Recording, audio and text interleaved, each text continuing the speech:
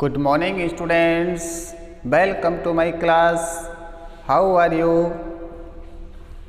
I hope students, कल मैंने आपको जो एक्सप्लेन किया था वर्ब टॉपिक, आपने उसे कंठस्थ कर लिया होगा, आप उसे बिल्कुल क्लियर कर चुके होंगे।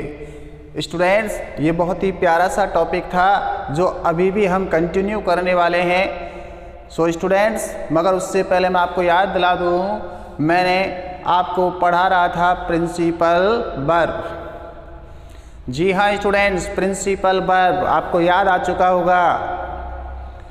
मैंने बताया था कल आपको कि प्रिंसिपल वर्ब जो होता है ये दो प्रकार का होता है। जी हाँ students, the principal verb can be classified into two types. The first is finite verb and the second is non-finite verb। जी हाँ स्टूडेंट्स, कल मैंने आपसे चर्चा की थी फाइनाइट वर्ब की और मैं आज आपसे चर्चा करने वाला हूँ नॉन फाइनाइट वर्ब। जी हाँ स्टूडेंट्स, नॉन फाइनाइट वर्ब। मगर मैंने कल ही आपके सामने डिफाइन कर दिया था कि नॉन फाइनाइट वर्ब क्या होता है। जी हाँ स्टूडेंट्स, आपको याद आ रहा होगा, मैंने आपको कल बताया था कि वह वर्ब जो सब्जेक्ट के नंबर या पर्सन या टेंस से प्रभावित नहीं होता है। जी हाँ स्टूडेंट्स, बिल्कुल ठीक सुना आपने कि वह वर्ब जो सब्जेक्ट के नंबर, पर्सन या टेंस से प्रभावित नहीं होता है, उसी को हम कहते हैं नॉन फाइनाइट वर्ब। स्टूडेंट्स, ये मैं आपको कल ही बता चुका था। मगर स्टूडेंट्स, आज मैं आपको इसे और डिटेल से एक्सप्लेन करना चाहता हूं। केवल डिफाइन करने मात्र से काम नहीं चलेगा। तो मैं आपको बताऊं स्टूडेंट्स, आज हम चर्चा करेंगे नॉन फाइनाइट वर्ब के टाइप्स पर। जी हाँ स्टूडेंट, आज हम टाइप्स पर चर्चा करने वाले हैं। So students, listen to me carefully. Non finite verb can be classified into three types. जी हाँ students, non-finite verb can be classified into three types, and first is known as gerund। जी हाँ students, ये नाम आपने बहुत सुना होगा, gerund। and second is known as participle। जी हाँ स्टूडेंट्स, ये शब्द तो आपने मेरी जुबान से तो कई बार सुना है। जब से वर्ब टॉपिक हम पढ़ रहे हैं तब से तो आप कई बार इसे सुन चुके हो। आपको याद हो स्टूडेंट्स, तो मैंने मेन वर्ब की थर्ड फॉर्म का रियल नेम जब आपको लिखाया था तो मैंने ये शब्द भी यूज में लिया था। आपको याद हो तो मैंने बताया था कि मेन वर्ब की थर्ड फॉर्म जो होती है उसका रियल नेम होता है पास्ट पार्टिसिपल फॉर्म। जी हाँ स्टूडेंट्स, पार्टिसिपल शब्द। और मैंने मेन वर्ब की फोर्थ फॉर्म को भी जब आपको एक्सप्लेन किया था तो स्टूडेंट्स मैंने बताया था कि मेन वर्ब की जो फोर्थ फॉर्म होती है उसका भी नाम जब मैंने रियल बताया था तो बताया था कि फोर्थ फॉर्म का रियल नेम होता है प्रेजेंट पार्टिसिपल फॉर्म। जी हाँ स्टूडेंट्स, तब भी आपको ये शब्द सुनने के लिए मिला हुआ। और students, third type is known as infinitive.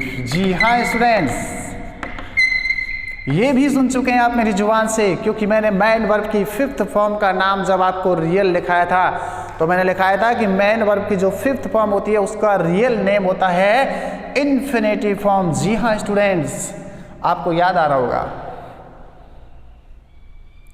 Students, इस प्रकार से हम कह सकते हैं कि नॉन फाइनाइट वर्ब जो होता है वो तीन प्रकार का होता है, जीरेंट, पार्टिसिपल एंड इन्फिनेटिव।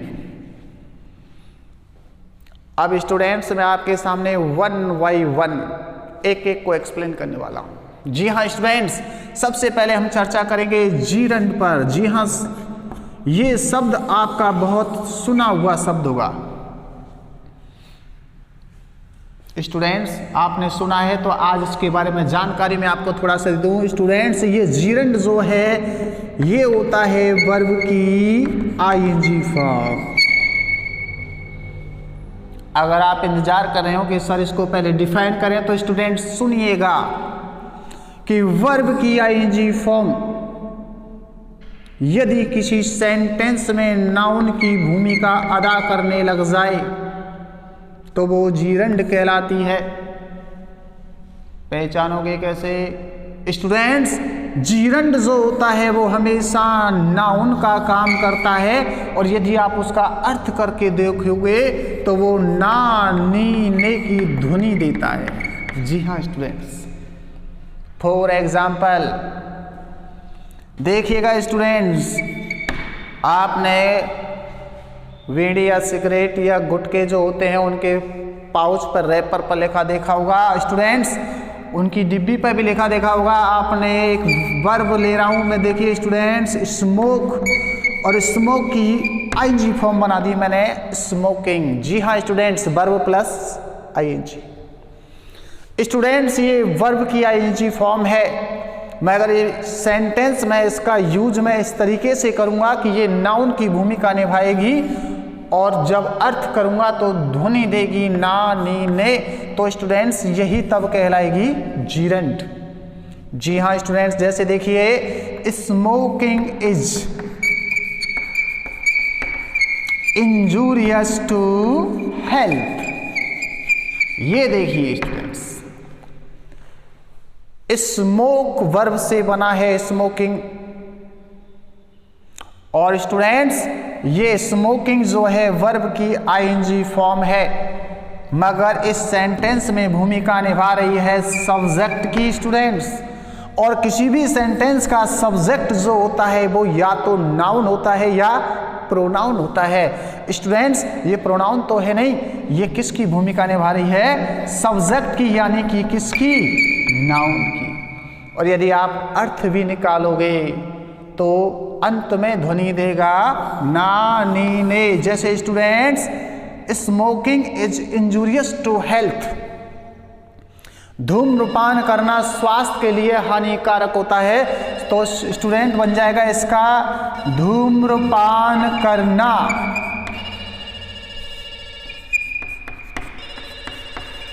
जी हाँ स्टूडेंट्स, पीछे आ गया ना। तो देखिएगा स्टूडेंट्स, ये किस प्रकार से ना की ध्वनि दे रहा है। जी हाँ स्टूडेंट्स, ये कहलाएगा स्टूडेंट्स जीरंड।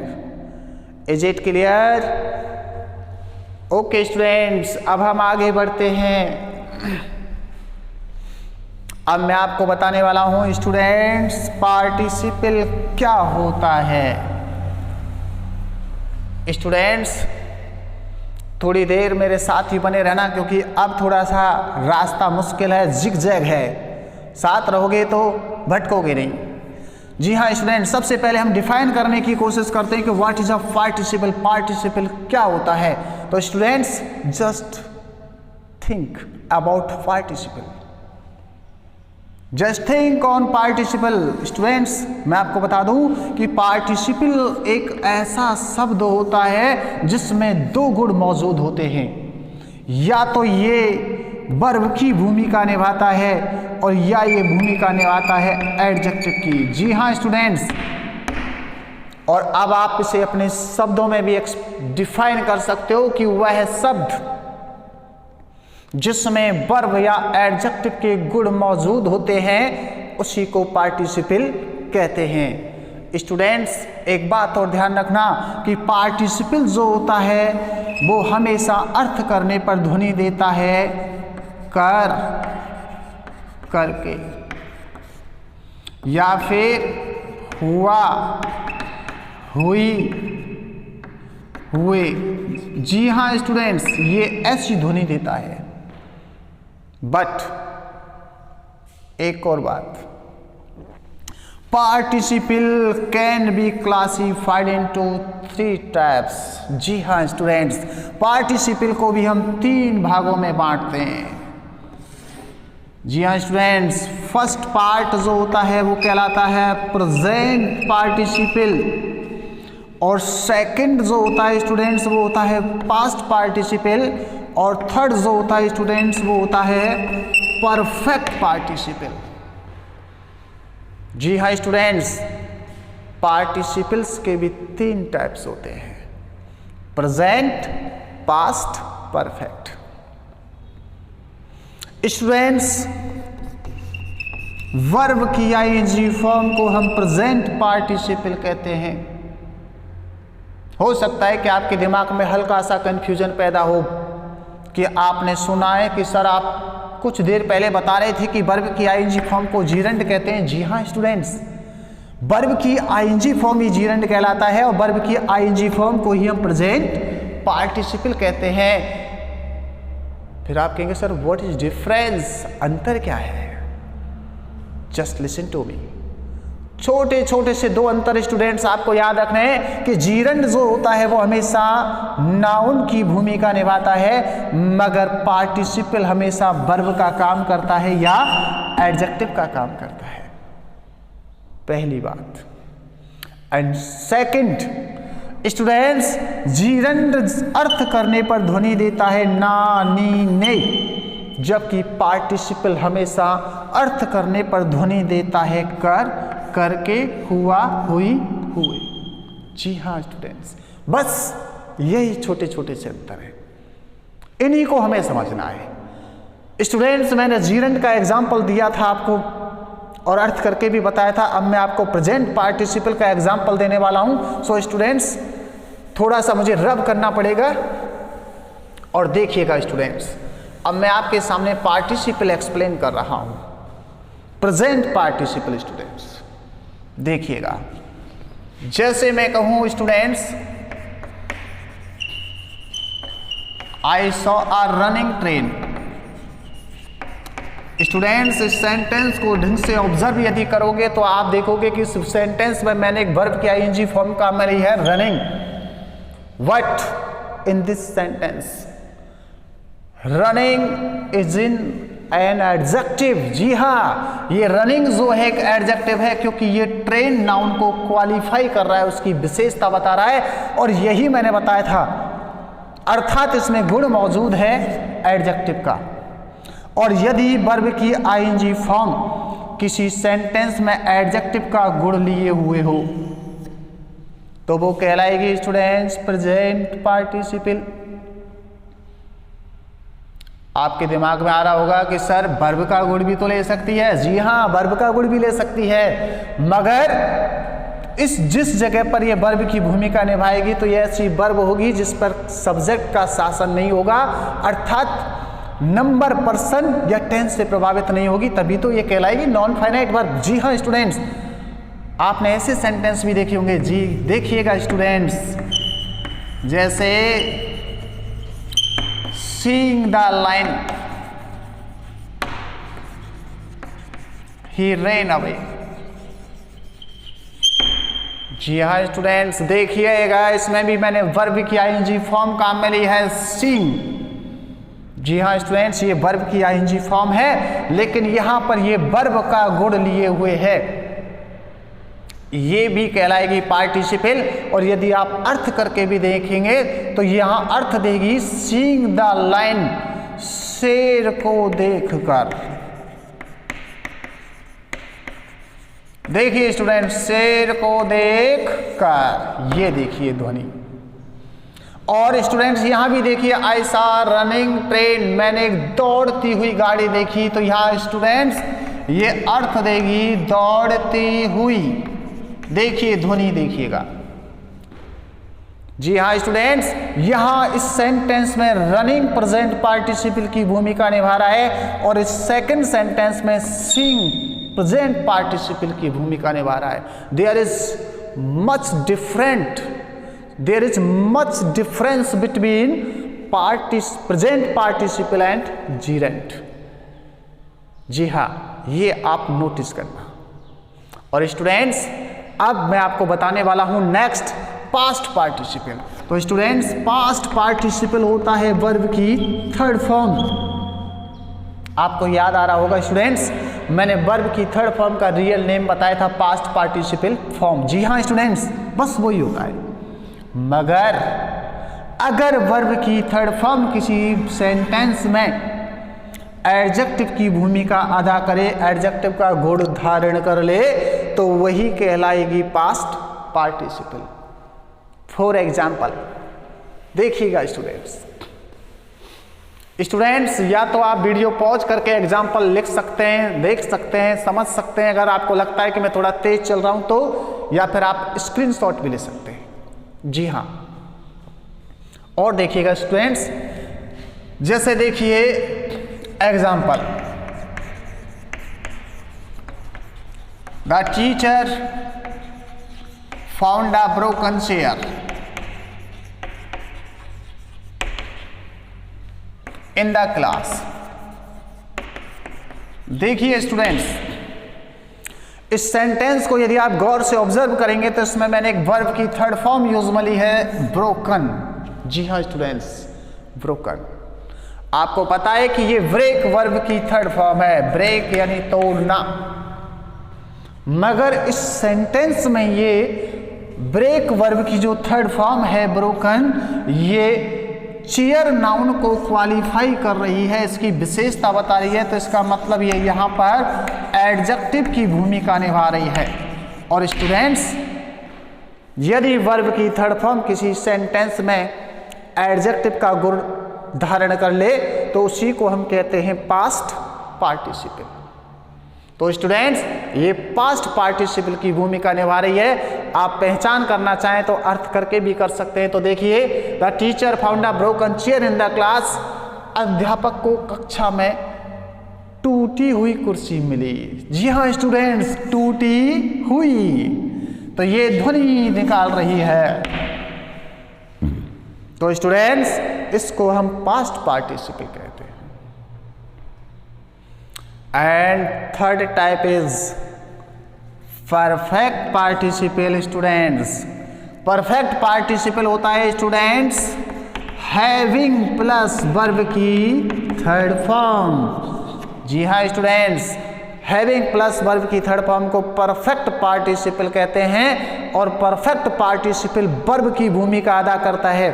और स्टूडेंट्स, ये बड़े प्यारे प्यारे वाक्यों को बनाने में काम आता है। वो समझेंगे आप किस प्रकार के वाक्य हम इसकी सहायता से बना सकते हैं। देखिएगा स्टूडेंट्स, एक छोटा सा वाक्य लिख रहा हूं जिससे आपको समझ में आए। स्टूडेंट्स देखिएगा, जैसे मैं लिखता हूं, घर पहुंचकर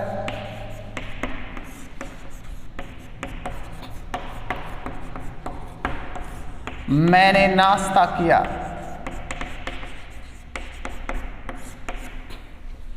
और स्टूडेंट्स, सेकंड सेंटेंस में लिख रहा हूं, शेर को देखकर वह भाग गया। स्टूडेंट्स, आपकी समझ में आ जाए इसलिए मैंने बिल्कुल सिंपल सा सेंटेंस लिखा है, अभी समझाया था मैंने ये। स्टूडेंट, सबसे पहले मैं सेकंड सेंटेंस को एक्सप्लेन करके बता रहा हूं। स्टूडेंट्स, इसे गौर से पढ़िए और यदि आप इसको ढंग से कंसीडर करोगे, इसे ऑब्जर्व करोगे, तो आपको पता चलेगा कि स्टूडेंट्स, इसमें दो घटनाएं घटित हुई हैं, देखने की और भागने की। और यदि आप और गौर से देखोगे तो आपको पता चलेगा कि इस सेंटेंस में भूतकाल में दो घटनाएं घटी, देखने की और भागने की, मगर दोनों घटनाएं एक ही व्यक्ति के साथ घटी। और यदि और गौर से देखोगे तो आपको पता चलेगा कि ये पहली घटना जो थी, इसी ने इस दूसरी घटना को जन्म दिया था। अगर ये पहली घटना नहीं घटती तो ये दूसरी वाली घटना भी नहीं घटती। और स्टूडेंट्स, यदि भूतकाल में दो घटनाएं घटें एक ही व्यक्ति के साथ, और एक घटना यदि किसी दूसरी घटना को जन्म दे, तो वो पार्टिसिपल कहलाती है।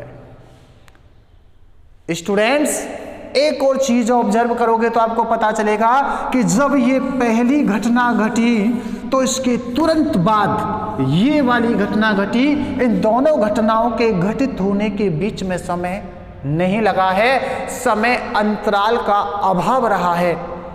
और स्टूडेंट्स, यदि एक घटना के तुरंत बाद दूसरी घटना घटे तो प्रेजेंट पार्टिसिपल में घटती है पहली घटना। स्टूडेंट्स, अगर हम इसको इंग्लिश देना चाहें, इसको इंग्लिश में ट्रांसलेट करें तो स्टूडेंट्स, ये जो पहली घटना है इसको हम प्रेजेंट पार्टिसिपल में लिखेंगे। देखना को कहते हैं सी, प्रेजेंट पार्टिसिपल बनाएंगे तो सीइंग, वर्ब प्लस आईएनजी। जी हाँ स्टूडेंट, तो बनेगा सीइंग द लाइन। जी हाँ, और ये सिंपल पास्ट है, ही रेन अवे। जी हाँ स्टूडेंट्स, ये इंग्लिश में ट्रांसलेट हो गया। मगर यदि हम दोनों सेंटेंसों का कंपैरिजन करें स्टूडेंट्स तो आपको पता चलेगा कि इसमें भी पास्ट में दो घटनाएं घटी थी। स्टूडेंट्स, ऊपर वाले सेंटेंस में भी पास्ट में दो घटनाएं घटी थी, एक ही व्यक्ति के साथ घटी। पहली घटना ने ही दूसरी घटना को जन्म दिया, मगर दोनों सेंटेंसों का कंपैरिजन करने पर आपको एक अंतर पता चलेगा कि सेकंड सेंटेंस में पहली घटना के बाद दूसरी घटना तुरंत घटी थी, मगर फर्स्ट सेंटेंस में पहली घटना के बाद दूसरी घटना के घटने में समय लगा था, अवश्य लगा था कुछ समय। और स्टूडेंट्स, यदि एक घटना के घटित होने से दूसरी घटना के घटित होने के बीच में यदि कुछ समय लग जाए तो समझ जाइए कि वो पहली घटना हमको लिखनी पड़ेगी परफेक्ट पार्टिसिपल में। जी हाँ स्टूडेंट्स, यदि हम इसे इंग्लिश में ट्रांसलेट करेंगे तो ये जो पहली घटना है इसे हम परफेक्ट पार्टिसिपल में लिखेंगे तो लिखना पड़ेगा हमको, इसे परफेक्ट पार्टिसिपल बनाएंगे पहली घटना को तो हम जानते हैं परफेक्ट पार्टिसिपल होता है हैविंग प्लस थर्ड फॉर्म, तो लिखेंगे हैविंग रीच्ड। और स्टूडेंट्स, होम, और ये सिंपल पास्ट है, आई टुक माई ब्रेकफास्ट। जी हाँ स्टूडेंट्स, इस प्रकार से हम परफेक्ट पार्टिसिपल का यूज सेंटेंसेस को बनाने में करते हैं। आप में से हो सकता है कुछ स्टूडेंट सोच रहे हो कि सर ना ये 10th में आता है, ना 12th में आता है, ना 11th में आता है, आप ये क्यों एक्सप्लेन कर रहे हो? नो स्टूडेंट्स, ये आपकी मैं फाउंडेशन तैयार कर रहा हूँ। अभी मैं आपका सिलेबस शुरू करने वाला हूँ, लेकिन स्टूडेंट्स जब मैं सिलेबस शुरू करूँगा तो ग्रामर के कुछ टॉपिक्स ऐसे होते हैं जो इनका नॉलेज लिए बिना आप ढंग से कंसीडर नहीं कर पाओगे, इसलिए मैं पहले आपका फाउंडेशन तैयार कर रहा हूँ। और विशेषकर जो स्टूडेंट्स जो किसी कंपटीशन आदि की तैयारी कर रहे हैं उनके लिए भी ये काफ़ी बेनिफिशियल होगा। स्टूडेंट्स, ये मैंने आपको नॉन फाइनाइट वर्ब एक्सप्लेन की। अब मैं नॉन फाइनाइट का एक जो टाइप बचा है इन्फिनेटिव, इससे एक्सप्लेन करूंगा कल। और स्टूडेंट्स, इसके बाद सीधा मैं आपके सिलेबस से जुड़ जाऊंगा, लेकिन सिलेबस से जुड़ने से पहले मुझे आपका फाउंडेशन थोड़ा सा तैयार करना था, सो मैं आपका फाउंडेशन तैयार करने में लग रहा हूँ। आई होप आप इन सारी चीज़ों को कंठस्थ करोगे, समझोगे, देखोगे। इसके बाद कल फिर से मेरी क्लास को मन से अटेंड करोगे। आज मैं यहीं विराम देता हूँ। Thank you students.